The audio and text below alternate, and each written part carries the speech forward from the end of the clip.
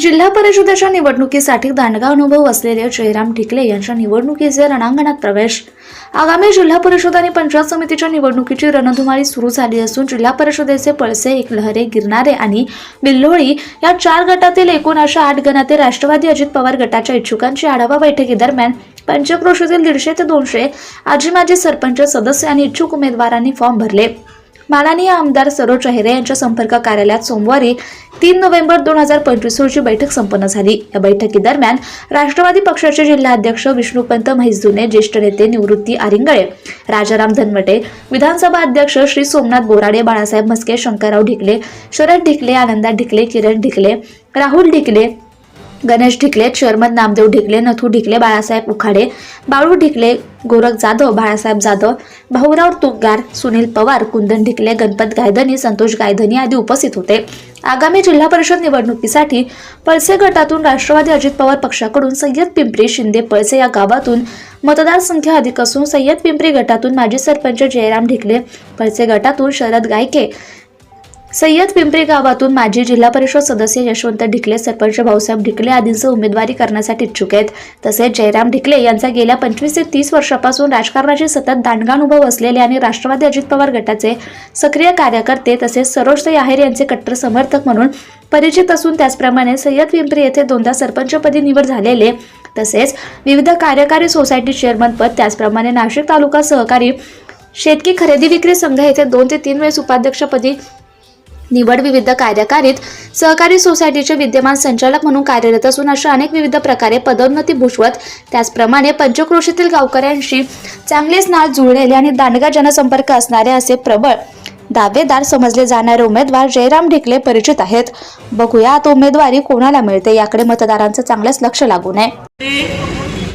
गेल्या पंचवार्षिक पासून राष्ट्रवादी काँग्रेस पक्षाचा आपण झेंडा फडकवला आहे आणि आपण मला जसे आशीर्वाद दिले तसे या निवडणुकांमध्ये यापूर्वीही जिल्हा परिषद सदस्य हे आपल्या राष्ट्रवादी काँग्रेस पक्षाचे होते.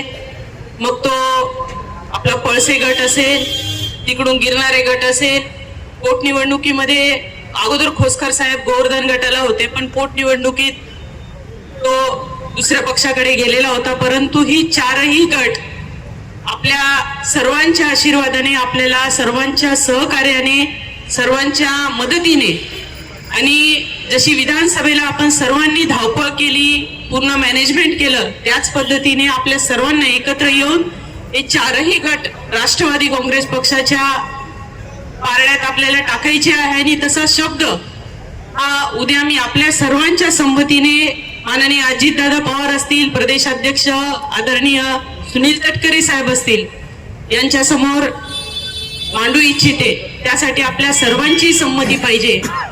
8ही गण राष्ट्रवादी काँग्रेस पक्ष हा गेल्या पंचवार्षिक मध्ये सुद्धा सगळे पंचायत समितीचे सदस्य हे राष्ट्रवादी काँग्रेस पक्षाचे होते आणि सभापती कायम तिथे राष्ट्रवादी काँग्रेस पक्षाचा असलेला आहे. त्यावर निर्णय घेते.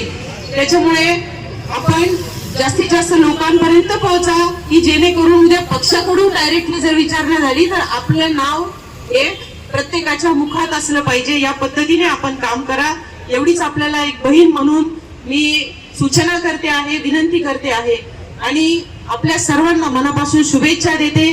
आपण इथे राष्ट्रवादी काँग्रेस पक्षाच्या बॅनर खाली एकत्र आलेलो आहोत, इथे इच्छा व्यक्त करत आहोत किंवा आपण आपल्या समर्थकांना घेऊन आलेले आहात.